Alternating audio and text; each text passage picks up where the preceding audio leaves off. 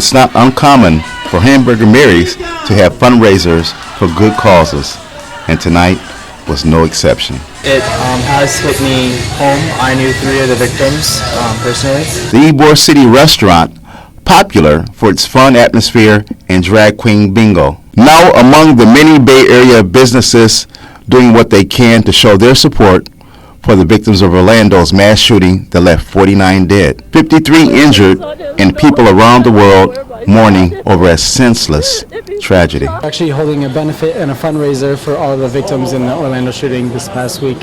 Money raised from these Hamburger Mary bingo rounds now having more meaning than ever before. The best thing you can do, if you didn't show up to the benefit tonight, if you didn't know, it is for a great cause. All of the proceeds that we raise here tonight are going to go to the families of the victims in Orlando and to those who did survive, to help them pay for medical and anything else that they have.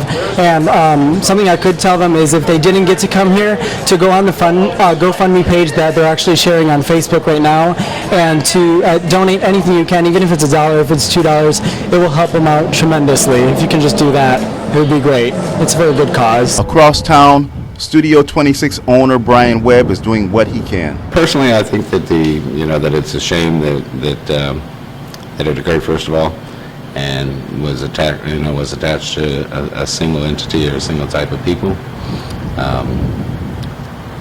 It's a shame that it's binded the community, together, and for that purpose, I think that it's been a good thing. Webb says the tragedy is bringing generations of the LGBT community together. I want to take the opportunity to say that this is a time for the young generation to recognize some of the horrors that the older generation's gone through. And I think for that purpose that maybe there's a good education can come out of this.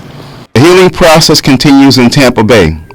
The increase of mass shootings in the United States becoming a harsh reality check. I'm from Chicago, where we have, in comparison to your 50 killings that you had in one day, we have 63 every weekend. We have to be prepared for everything, and I think it's why it's important that we as a community follow that rule. If you see something, say something, because certainly the community has a lot more eyes out there than law enforcement, and we definitely have to work together, both as a community and as law enforcement agencies throughout this country, to keep each other safe.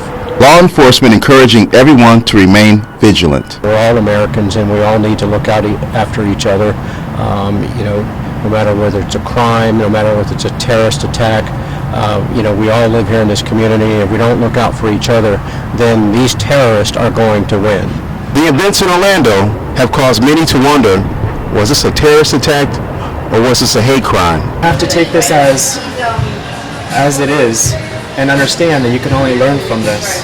And it has to pull us together, and we have to stop making fun of one another, and we have to stop allowing this to occur and to happen. We have to be, even though we're accepting as is, we have to be wary of our surroundings, but understand that this is going to be, it has to come as a good impact upon our community so we can build upon it. But now it's community-driven events like this fundraiser that are keeping people strong and giving them hope for better days ahead. I think every tragedy in the U.S., it rallies people. That's what I agree. It rallies people, and people cannot do hide. come together. We cannot hide. In Tampa, Calvin Grace, Hawk TV News.